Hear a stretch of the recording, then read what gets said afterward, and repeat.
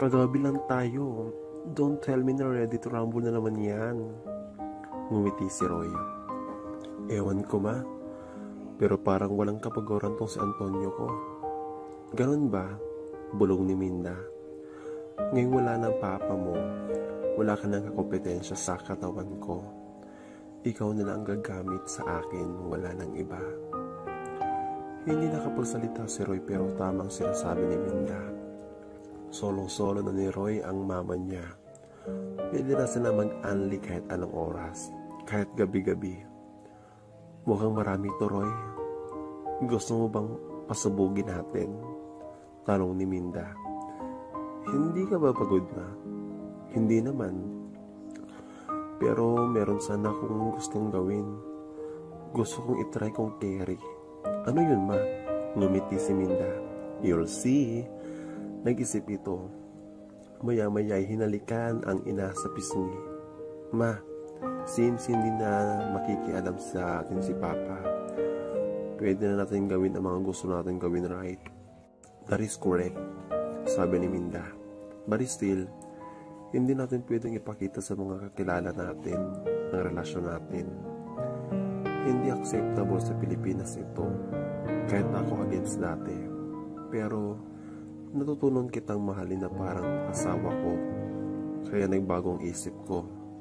Sa bagay, sagot ni Roy. Pero ma, okay ba sa inyong magparami tayo? Tumaas ang kilay ni Minda. Nakaisa ka na nga sa akin, Roy, may bala kapag dagdagan. Ngumiti si Roy. Someday, siguro kapag graduate ako ng college. That is 4 years from now, sabi ni Minda. I'm sorry anak ha, but I'm afraid I'll be too old to have another child. You don't look old ma, sabi ni Roy. In fact, maraming yung nasa 30s ka pa lang. That's because hindi tanda na lahi natin, Roy. At the same time, I'm taking good care of myself by exercising, sagot ni Minda. I make look younger on the outside, but in the inside, I'm getting older. Saka, patuloy ni Minda. I know, eventually that you will fall in love with someone your age. No ma, kiling ni Roy. I'm in love with you, can't you see that? I didn't have any girlfriends in school because ikaw lang nasa isip ko. Mahal kita mama. Umiling si Minda. You're young, Roy, kaya nasasabi mo yan. But as I've told you before, someday, we will stop doing this because eventually, we will end up to who we really are, mother and son. Hindi na sumagot si Roy dahil biglang pumasok sa isip niya si Lydia.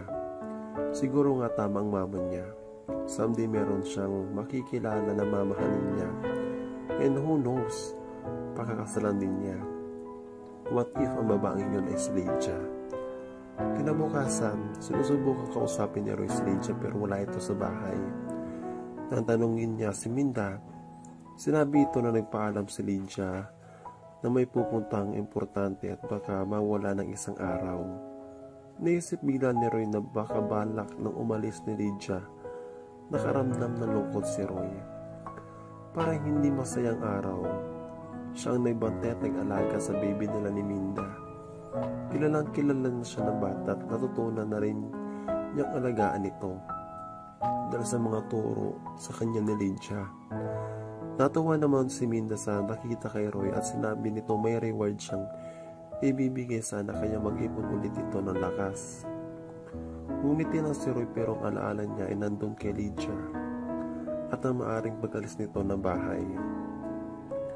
Alas 6 ng gabi dumating si Lydia. Nalaman ito ni Roy na marinig ang madalas na kantahing lullaby ni Lydia mula sa kabilang kwarto. Naghintay si Roy na gumabi ng husto bago ito naglakas loob na puntahan si Lydia na ngayon ay nasa kwarto nito. Lydia? Katok ni Roy. Tahimik ang kwarto ni Lydia. Kumatok ulit si Roy pero hindi pa rin siya sinagot ng dalaga. Tumungo si Roy. Naisip niyang talagang ayaw na siyang kausapin ni Lydia. Marahil ay umiiwas na talaga ito sa kanya. Tatalikod na sana si Roy na marinig niyang pumigit ang doorknob ng pintuan. Bumukas ito, tumarap sa kanya si Lydia. Pero bago pa makapagsalita si Roy ay bigla siyang hinila ni Lydia sa loob ng kwarto. Hindi na sila nagsalita. Katawan na nila ang kumilos na gustong sabihin ng mga bibig nila. Mabilis sa mga kamay nila at ilang sandali lamang ay pareho na sila. Nangangalahati na ang bakasyon ni Roy at hindi magtatagal ay matatapos na ito. Bumalik sa eskwela si Roy isang araw para mag-enroll. Buong araw siyang nawala at nung bumalik sa bahay ay alas 7 na ng gabi. Laking gulat ni Roy na madatnan sa bahay si Minda at ang kanyang tita Rosa na nagkwekwentuhan sa sala. Roy! Tawag sa kanya ni tita Rosa niya nung makita siya. Tita! Bigkas ni Roy at pareho silang nagyakapan. Nagulat ka ba anak? Tanong ni Minda. Bigla na lang dumalo itong tita mo nang hindi mo na nagsabi. Sana ay nakapaghanda ako ng masarap na pagkain. Hindi ba? Sabi ko, huwag na. Sabi ni Rosa kay Minda. Nainip ako sa bahay kaya inisip ko na dalawin kayo kung okay lang kayo. Tamang-tama naman ang dalaw mo, Rosa, sagot ni Minda. Kailangan ko rin ng may makakausap ngayon. Pagkatapos ay binaling ang tingin kay Roy. Your tita knows what happened to me and your papa. Okay ka lang ba pamangkin? Tanong ni Rosa. I know this is hard for you. Natanggap ko na po tita. Don't worry about it, sagot ni Roy. Saka nag-usap naman po kami ni Papa bago siya umalis ng bansa. Loko-loko ang papa mo talaga, sabi ni Rosa. Isipin mo ba namang ipagpalit ang mama mo sa ibang babae? Ang mga lalaki talaga walang kaligayahan. We can talk it over sa office tomorrow. Dito ka na matutulog ngayong gabi ha, sabi ni Minda. Uy, teka. Walang tao sa bahay ko ngayon, saka hindi naman planado ito. If I know, Rosa, fully activated ang regular alarm system mo mas secured pa nga ang bahay mo kaysa sa bahay namin Sige na, just for a few days, anyaya ni Minda. Well, since you put in that way, sige, but only for a few days ha. Marami tayong pagkwekwentuhan, sabi ni Minda na nakangiti. Pagkatapos kumain ay natulog na silang lahat. Hindi na ipinagpatuloy na ni Minda at Rosa ang kwentuhan dahil isasama naman ni Minda si Rosa sa opisina kay inumagahan. Sa guest room natulog si Rosa. Hindi naman makatulog si Roy at iniisip si Lydia. Lumabas ng kwarto niya si Roy at pupuntahan sana si Lydia na bumukas ang pintuan ng kwarto ni Rosa.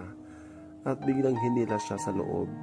Roy, miss na miss kita, sabi ni Rosa at siniil ng halik si Roy. Maagang gumising si Roy para tapusin ang enrollment niya. Buong araw na wala si Roy at nung bumalik ito ay alas 7 ng gabi. Katulad ng isang araw na abutan niya ulit ang tiyahin at ang inang si Minda na masaya nag-uusap sa pagkainan. Halika na anak, sabayan mo na kami sa pagkain, kaway ni Minda. Sandali lang, kukuha pa ko ng ulam. Pumunta sa kusina si Minda para kumuha ng ulam. Lumapit si Roy at hinalikan sa pisngi si Rosa. Nagbubulong-bulungan sila nang bilang kulatin sila ni Minda na may dalang ulam. At ano naman ang mga bulungang yan? Sabi ni Minda na kunwari may halong pagtatampo ang tinig. Natawa si Rosa. Nagpinikwento lang ang anak mo sa akin. Kaya lang, secret yon. Sa aming dalawa lang. Ikaw, Roy, ha? Patuloy ni Minda na nagkukunwaring masama ang loob. Ang tita Rosa mo pala ang kabibes mo ngayon, hindi na ako. Tumawa si Roy pagkatapos na nilapitan ng ina at niyakap ito. Mama naman, syempre wala ka pa rin kapalit sa puso ko. Pagkatapos ay biglang hinalikan ni Roy si Minda sa labi. Kumanti ng halik si Minda, naalala na nakatingin sa kanila si Rosa. Nagulat din si Roy sa ginawa niya kaya parehong bumitaw ang isa't isa at kamot ang ulo ni Roy nang umiti kay Rosa. Hindi nagpahalata si Rosa at ngumiti na lang. Pero tinitigan nito si Roy na para may gustong itanong. Punta muna ako sa kwarto, ma. Tita, mabibihis lang ako. Kamot ang ulo na paalam ni Roy sa dalawa bago mabilis na umakyat ito papuntang kwarto niya. Pagkatapos silang kumain, umalis na agad si Ross at nangako kay Minda na babalik kinabukasan din. Roy, huwag muna ngayon anak, sabi nito. Ha? Bakit? Tanong ni Roy. Pagod si mama anak, sabi ni Minda. I haven't got a good night's sleep for almost a month na dahil sa dami ng trabaho. It is okay with you if ipagpaliban muna natin ito. Hindi makasagot si Roy. Please, bulong ni Minda. Umapo si Roy sa kama, halatang alam nyo na, pero unti-unti din itong umiti at hinalikan si Minda sa pisngi. Sige ma, magpahinga ka na. Tumayo si Roy at lumabas na ng kwarto. Nilaki niya ang pintuan sa loob bago ito isara. Ano ba naman yan? Bulong ni Roy sa sarili at nagpunta sa kwarto niya. Ngunit anong gulat niya na makita siya ni Lydia na naghihintay sa kanya sa loob ng kwarto. Lydia! Tumayo si Lydia at sinalubong si Roy sa pintuan. Sinara agad ni Roy ang pintuan at nilak ito bago yakapin na mahigpit si Lydia. Naglapat ang mga labi nila habang mahigpit ang mga yapos at pareho silang humiga sa kama. Niyakap siya ni Roy na mahigpit at hinalikan ang labi niya. Thank you, sabi ni Roy sa kanya. I know, sagot ni Lydia. Pagkatapos ay yumakap din kay Roy. 2 minuto din na naging tahimik silang dalawa. Maya-maya si Lydia bumasag sa katahimikan nilang dalawa. Pupuntahan sana kita kagabi kaya lang nagbago ang isip ko. Dumilit ang mata ni Roy. Kaya lang, para naririnig ko na may kausap ang tsahin mo sa kwarto niya kagabi. Kaya bumalik na lang ako. Napawi ang kaba sa puso ni Roy. Hinalikan niya ulit si Lydia sa labi. Si mama ang kausap nun. Gabing-gabi na nga sila natulog. Oo nga, sabi ni Lydia. Pagkatapos ay biglang bumangon ito. Masyado nang lumalalim ang gabi. Babalik na ako sa kwarto ko. Pinigilan siya ni Roy. Huwag na. Dito ka na lang matulog sa kwarto ko. Hindi pwede, sabi ni Lydia. Ano ka ba? Baka mahuli tayo ng mama mo. Hindi tayo mahuli ni mama. Dito ka muna. Sige na. Kahit medyo nag-aalinlangan, hindi na rin umalis. Sa tabi ni Roy si Lydia. Nasundan pa ng ilang beses. Nung makatulog na si Roy, dahan-dahang lumabas ng kwarto si Lydia. Pero bago siya lumabas ay hinalikan muna siya sa labi ang nagtulog na binata. I love you, bulong ni Lydia sa tenga ng binata. Pagkatapos ay lumabas na siya ng kwarto. Nagising si Roy na nag-iisa sa kama niya. Masarap ang tulog niya dahil kagabi lamang ay naangkin niya muli si Lydia. Nakaramdam ng kasayahan si Roy nung maalala ang nangyari. Agad siyang bumangon at madaling bumaba papuntang banyo, kung saan nag-shower muna siya. Nung matapos ay agad niyang hinanap si Lydia sa kwarto nito, ngunit wala ito doon. Lumabas siya ng bahay at nakita si Lydia na karga ang baby at nagpapahangin. Lumapit si Roy at ginulat si Lydia. Kinurot naman siya ni Lydia sa tagiliran. Aray, masakit yan, iwas ni Roy. Pagkatapos ay kinuha sandali ang baby at hinalikan. Habang karga ang baby, hinawakan niya sa kamay si Lydia at pareho silang nilakad sa malaking garden. Anong oras nga pala umalis si mama? Tanong ni Roy. 7:00, sagot ni Lydia. Kaya pa nga kami magkasama ni baby dahil 6:00 nagising itong kapatid mo. Talaga? Bigkas ni Roy pagkatapos ay nalikan ulit ang baby. Humagigik sa tawa ang baby na nakiliti nung halikan ni Roy sa liig. Nakakatuwa siya ano? Sabi ni Lydia. Yeah, sagot ni Roy. Nakakatuwa talaga ang mga bata. Alam mo, ngayon ko lang napansin kung gaano kaganda dito sa lugar niyo kapag ganitong oras, sabi ni Lydia. Pagkatapos ay tumingin sa malayo. Hanggang saan ba pag-aari niyo? Tumuro si Roy sa malayo. Doon pa sa malayong malayo. Kung hanggang saan ang nakikita mo, hanggang doon ang pag-aari namin. Wow! Sabi ni Lydia. Pag-aari ito ng lolo ko kay mama. Patuloy ni Roy. Nagkataon na si mama na ang anak nila kaya naman na lahat ni mama ito. Matipid din parang lolong lolat mo sa anak mo, biro ni Lydia. Hindi daw. Mukhang mahina yata ang lolo kaya si mama lang ang naging anak. Pero babae raw daw yun na nabubuhay pa. Tawa ni Roy. Dagma na bang apo niya sa kanya? Tanong ni Lydia. Hindi. Kasi hindi naman talaga ako babaero. Pero natalo ko siya sa isang bagay. Sabi ni Roy. Ano naman yun? Tanong ni Lydia. Nakuha ko ang puso ng isang napakagandang babae. Sabi ni Roy pagkatapos niya ngumiti kay Lydia. Borero ka talaga. Sabi ni Lydia. Alam mo, kung makikita mong naging shota ng lolo ko, sasabihin mo mas maganda pa si Manang. Bakit naman? Ano bang itsura? Naku, masusuka ka? Sabi ni Roy. Ang lolo ko noon mahilig lang yun. Walang pakialam yun sa itsura ng babaeng pasasahiyahin niya. Uy, ang bibig mo, saway ni Lydia. Pero ako, iba ako. Sabay bawi ni Roy at hinalikan sa labis si Lydia. Kasi natagpuan ko na yata ang babaeng babayhag sa puso ko. Bumiti si Lydia sa sinabi ni Roy pero napawi din ang ngiti sa labi niya. Napansin ito ni Roy. Oh, bakit? Tanong ni Roy. Umiling si Lydia at iniwas ang mukha. Pero nakita ni Roy na may tumuturong luha sa mga mata nito. Umiiyak ka? Tanong ni Roy. May nasabi ba ako na hindi mo nagustuhan? Wala. Sabi ni Lydia na iniiwas pa rin ang mukha. Hinawakan ni Roy ang mukha ni Lydia at dahan-dahan hinarap sa kanya. Bakit ka umiiyak, Lydia? Matagal ba makasagot si Lydia? Kasi kung kailan malapit na rin ang loob ko sa iyo. Saka naman. Saka ano? Tanong ni Roy. Kinuha muna ni Lydia ang baby bago sumagot sa mahinang tinig. Saka kailangan akong umalis. Nagulat si Roy sa sinabi ni Lydia.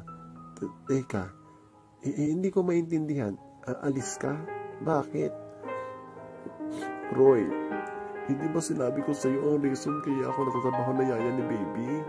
Roy, babalik na ako sa kolehiyo para tapusin ang kurso ko. Well, that's good. Bigas ni Roy. That is very good.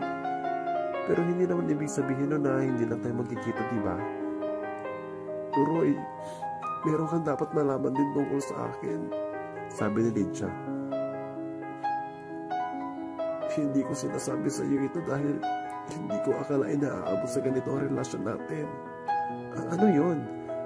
Tanong ni Roy. May boyfriend ako. Hindi nakasagot si Roy. Nagpatuloy si Lydia. Hill ang pangalan niya. Matagal na kami magkasintahan, high school pa lang.